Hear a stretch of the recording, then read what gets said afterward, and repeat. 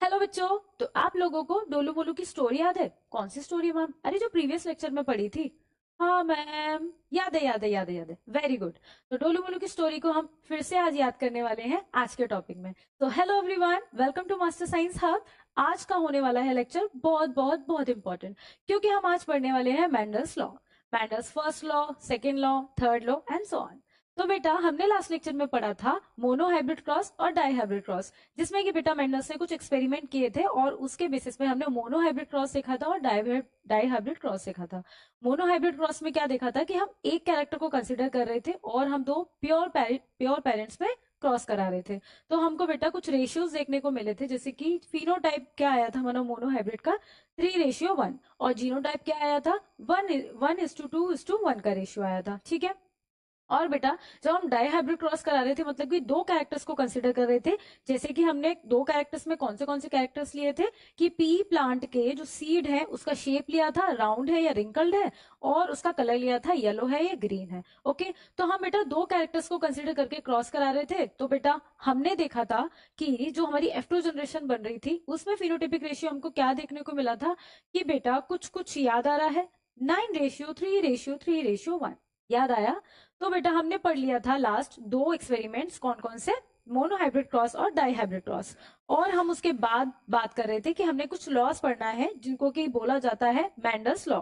बहुत ही इंपॉर्टेंट है बेटा, बहुत ही बहुत इंपॉर्टेंट है। मतलब अगर आप 11th 12th में साइंस स्ट्रीम लोगे तो आपको ये काम आएगा ही। वैसे भी बेटा हमको जेनेटिक्स का ये, तो सबसे पहले हम डिस्कस करते हैं law of dominance. Law of dominance, हम डोमिनेंस से कुछ कुछ याद आ रहा है हमको कि डोमिनेंट वर्ड हमने पढ़ा था, है ना। डोमिनेंट क्या होता था? डोमिनेंट बेटा वो होता था जैसे कि डोलू और मोलू, दो हमने एग्जांपल्स लिए थे कि एक डोलू लड़का था हमारी क्लास में जो कि बहुत ही डिसिप्लिन लड़का था, बहुत ही इंटेलिजेंट था, बहुत ही स्ट्रांग था। और मोलू जी भाई कैसे थे? मोलू जी थे बहुत मक्कार ढेर टाइप के, है ना, गधे पर्सनालिटी के, जो बेटा अपना काम नहीं करते थे ढंग से और इधर उधर घूमते थे, बंक मारते थे। तो स्वीटी एट लास्ट किसको चूज करती है भाई सीट पार्टनर के लिए? सीट पार्टनर के लिए किसको चूज करती है भाई? डोलू जी को चूज करती है। क्यों चूज करती है भाई? क्योंकि वो इंटेलिजेंट है, स्ट्रांग है ना, डोमिनेंट डोमिनेट करता है वो मोलू को डोमिनेट करता है और बेटा जीत जाता है। स्वीटी उसको चूज करती है सीट पार्टनर के लिए और बेटा स्वीटी उसके साथ जाके बैठ जाती है।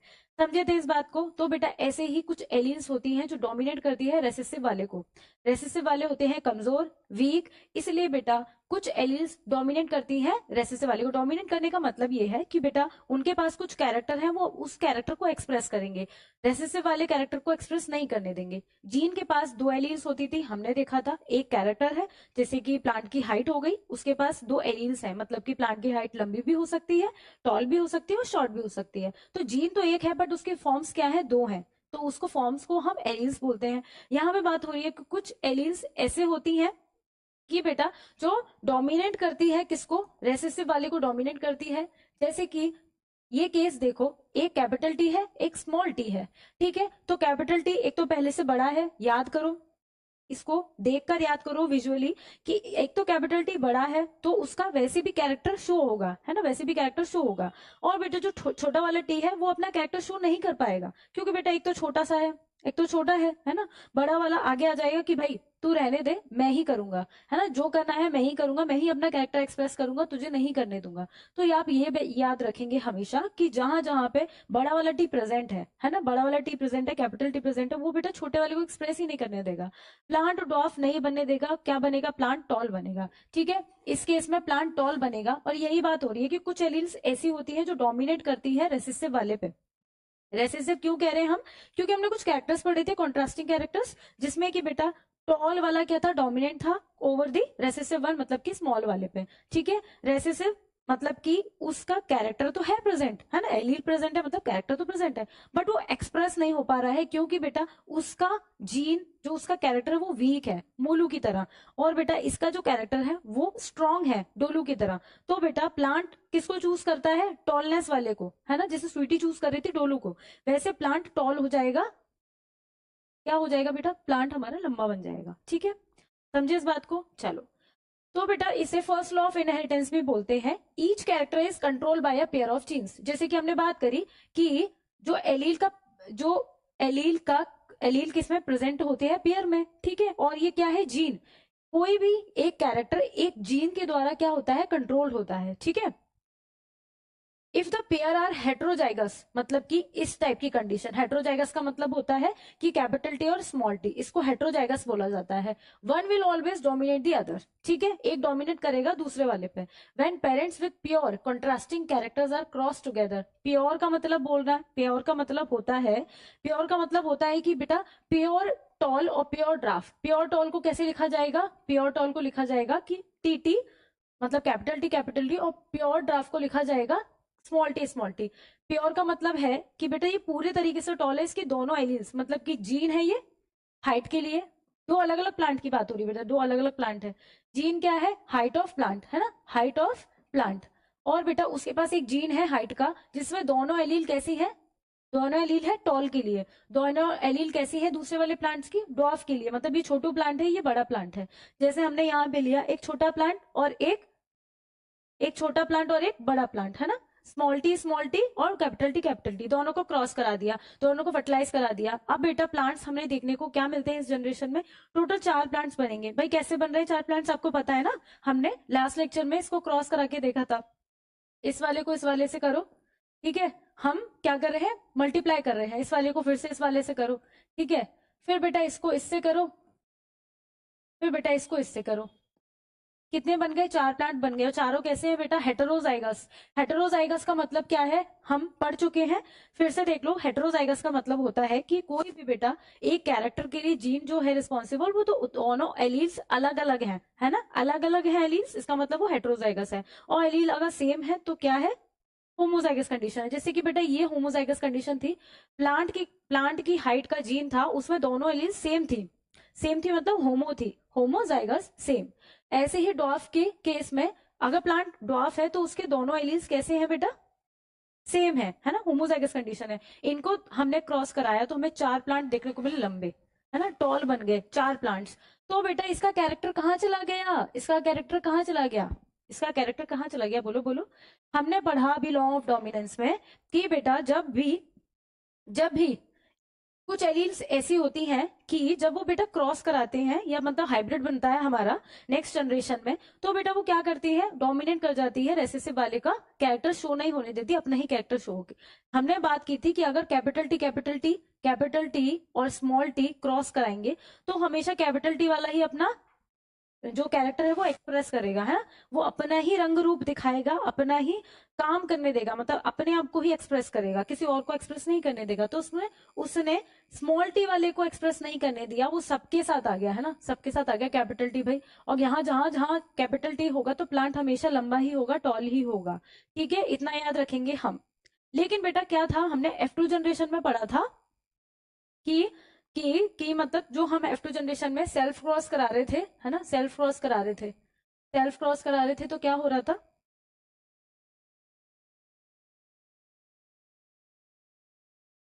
सेल्फ क्रॉस करा रहे थे, क्या हो रहा था बेटा, इसमें बन रहे थे 4, कैसे बन रहे थे, एक तो टीटी था, एक टीटी था, और एक ये वाला टीटी था, और एक स्मॉल टी वाला टीटी था, है ना। तो देखो इस केस में भी प्लांट टॉल, इस केस में भी प्लांट टॉल, इस केस में भी प्लांट टॉल, इस केस में भी प्लांट, इस केस में प्लांट डॉफ बनेगा। क्यों डॉफ बन रहा है भाई, क्योंकि बेटा उसके पास ऑप्शंस नहीं है कोई।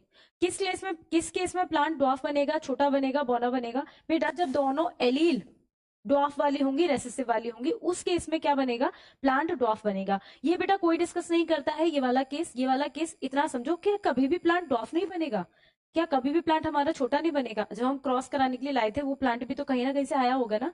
तो वो कैसे बनता है, जब बेटा जिस केस में एक जीन की जो एलील्स हैं वो दोनों ऐसी होंगी, दोनों क्या होंगी बेटा, रेसेसिव वाली होंगी, दोनों स्मॉल टी होंगी, तो बेटा प्लांट कैसा बनेगा, छोटा बनेगा, डॉफ बनेगा। समझ गए इस बात को कि लॉ ऑफ डोमिनेंस है क्या। लॉ ऑफ डोमिनेंस का मतलब ये है कि दोनों एलील्स में से एक एलील ऐसी होती है जो डोमिनेट करती है दूसरे वाले को, जब वो साथ में होंगे तो। अगर वो बेटा अलग अलग है और सेम एलील प्रेजेंट है तो वो होमोजाइगस वाली कंडीशन है, जहां पे बेटा दोनों का एक्सप्रेशन देखा जाएगा, दोनों अपना अपना कैरेक्टर शो करेंगे। बट जब वो साथ में आते हैं, जैसे कि कैपिटल टी और स्मॉल टी साथ में आएंगे, तो क्या बनाएंगे, प्लांट टॉल बनेगा। क्यों भाई, क्यों टॉल बन रहा है, क्योंकि उसने डोमिनेट कर लिया वीक वाले को, छोटे वाले को। समझ गए इतनी सी बात, वेरी नाइस, वेरी गुड, ठीक है। चलो नेक्स्ट है हमारा लॉ ऑफ सेग्रीगेशन। सेग्रीगेशन का मतलब होता है सेपरेट करना, अलग अलग करना, ठीक है। अच्छा हमने पढ़ा भाई कि एक जीन के लिए दो एलील्स होती हैं, ठीक है, समझ गए। हमने पढ़ा कि भाई एक जीन के लिए दो एलील्स हो रही हैं, दो एलियस हैं, ठीक है, दो एलियस हैं, ये एक कैपिटल टी एक स्मॉल टी स्मॉल टी। अच्छा, जब हम बेटा इसको क्रॉस कराते हैं मतलब कि इसको हम हाइब्रिडाइज कराते हैं, फर्टिलाइजेशन कराते हैं, तो क्या करते हैं, सबसे पहले हम मल्टीप्लाई करते हैं। कैसे करते हैं देखो, अलग कलर से बना रही हूं मैं, ध्यान से देखेंगे इसको, बिल्कुल धीरे धीरे करूंगी, ठीक है। इसको सबसे पहले इसके साथ में लाएंगे तो क्या बना भाई, कैपिटल टी स्मॉल टी, ठीक है मैम। इसको फिर इसके साथ कर दिया, ठीक है, क्या बना भाई, स्मॉल कैपिटल टी और स्मॉल टी बना, ठीक है मैम। अब बेटा इसको इसके साथ करेंगे तो क्या बनेगा, कैपिटल टी स्मॉल टी। अब बेटा इसको फिर से इसके साथ करेंगे तो क्या बनेगा, कैपिटल टी और स्मॉल टी। इसका मतलब ये है कि बेटा ये अलग अलग उठ के आ रहे हैं, इससे ऐसा नहीं है कि ये जोड़े में हमने इसको बिठाया है, पेयर में बिठाया है तो बेटा ये क्या कि पेयर में उतर के आए, हमने इसको सेपरेट सेपरेट निकाला है। सेपरेट मतलब अलग अलग, सिंगल सिंगल, है ना, single single, single life is a best life. वैसे ही बेटा ये क्या, इनको अगर हमने जोड़े में बिठा दिया है, ये पेयर में पाए जाते हैं एलिस, तो क्या इनकी जिम्मेदारी है कि पेयर में ही जाए ये आगे वाली जनरेशन में, ऐसा कुछ भी नहीं है ना, ऐसा कुछ भी नहीं है। इनके पास पूरी ताकत पूरी पावर है कि ये बेटा सेग्रीगेट करें, ये अपने आप को सेपरेट करें नेक्स्ट जनरेशन में और दूसरा पेयर बना ले, है ना, दूसरा पेयर बना ले।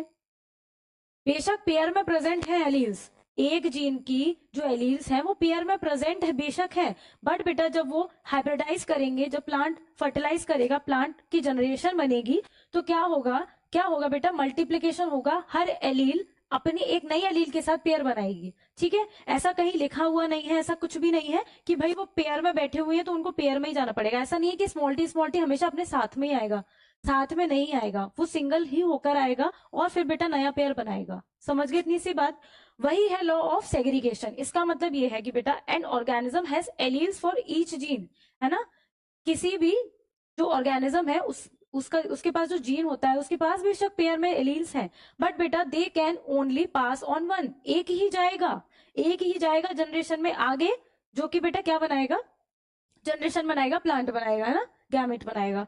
तो बेटा वो क्या करेगा, अलग अलग सिंगल सिंगल होकर क्या बनाता है, पेयर बनाता है, ठीक है। समझ गए इस बात को कि लॉ ऑफ सेग्रीगेशन क्या है। लॉ ऑफ सेग्रीगेशन का मतलब ये है, सिंपल लैंग्वेज में समझो कि बेटा एक जीन की दो एलील्स होती हैं और दो एलील्स अगर पेयर में प्रेजेंट है तो उनकी कोई रिस्पॉन्सिबिलिटी नहीं है कि वो बेटा पेयर में ही जाएंगी, वो जाती है बेटा सिंगल होकर, अलग होकर जाती है, दोनों अलग अलग होकर जाती है सिंगल सिंगल होकर, और बेटा फिर नया पेयर बनाती है, ठीक है। समझ गए इस बात को, क्लियर, वेरी गुड। अच्छा, third law, very very important law, law of independent assortment. जहां हम लॉ ऑफ सेग्रीगेशन में बात कर रहे थे कि एक जीन की दो एलील थी, वो दोनों एलील अलग अलग होकर सिंगल सिंगल होकर नया पेयर बना रही थी। अब बेटा कुछ ऐसा ही यहाँ पे होता है, लेकिन हम यहाँ पे कुछ कैरेक्टर्स की बात कर रहे हैं। एक कैरेक्टर के लिए एक कैरेक्टर के लिए एक जीन रिस्पॉन्सिबल है, उसके पास दो एलील्स हैं। समझ गए इतनी बात। हमने डाइहाइब्रिड में क्रॉस क्रॉस में कुछ पढ़ा था, याद करो क्या पढ़ा था, कि हमने बेटा दो कैरेक्टर को कंसीडर करके प्लांट को क्रॉस कराया था। कौन से दो कैरेक्टर्स थे मैम वो, एक था बेटा सीड का कलर, मतलब कि मटर के पौधे को सिंपल लैंग्वेज में समझो कि जो बेटा मटर था ना, मटर का कलर एक येलो था और एक ग्रीन था, है ना। येलो वाला क्या था, डोमिनेंट था, मतलब कि डोमिनेंट समझ जाओ, है ना, ताकतवर स्ट्रांग, वो अपना कैरेक्टर दिखाएगा जब भी वो उसके साथ होगा, ग्रीन के साथ। तो बेटा क्या कि एक तो सीड का कलर, मटर का कलर क्या था, ग्रीन था और येलो था, येलो डोमिनेंट था। और बेटा एक तो मटर का शेप था, राउंड था और रिंकल्ड था, रिंकल्ड मतलब कि टेढ़ा मेढ़ा, है ना, टेढ़ा मेढ़ा पर गोल था, है ना। तो बेटा एक तो राउंड मतलब कि बिल्कुल गोल, और रिंकल्ड मतलब कि छोटा सा ऐसे, है ना, थोड़ा सा इधर उधर गोल में।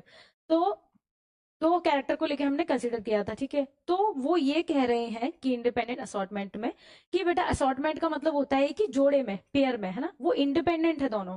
ऐसा नहीं होगा कि जब भी मटर का शेप गोल है तो वो येलो कलर का हो, जरूरी नहीं है अगर मटर रिंकल्ड है, टेढ़ा मेढ़ा है, तो वो बेटा ग्रीन कलर का हो। ऐसा नहीं लिखा है कहीं पे, कहीं पर भी ऐसा नहीं लिखा कि बेटा हम तो दो कैरेक्टर को पढ़ रहे हैं ना, ऐसे तो हम तीन को पढ़ सकते हैं, चार को पढ़ सकते हैं, दो को, एक को पढ़ सकते हैं।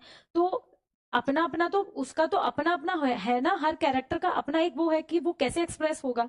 इसमें कोई भी ऐसा नहीं कि हम अगर दो कैरेक्टर को पढ़ रहे हैं तो वो आपस में मिल जाएंगे, है ना, कि अगर भाई येलो कलर का सीड बन रहा है तो वो गोल ही होना चाहिए, ऐसा कहीं नहीं लिखा। दोनों अगर डोमिनेंट कैरेक्टर हैं तो ऐसा नहीं है कि वो हमेशा साथ में ही एक्सप्रेस करेंगे, साथ में ही अपना जो है वो जो मतलब जो उनका काम है वो दिखाएंगे।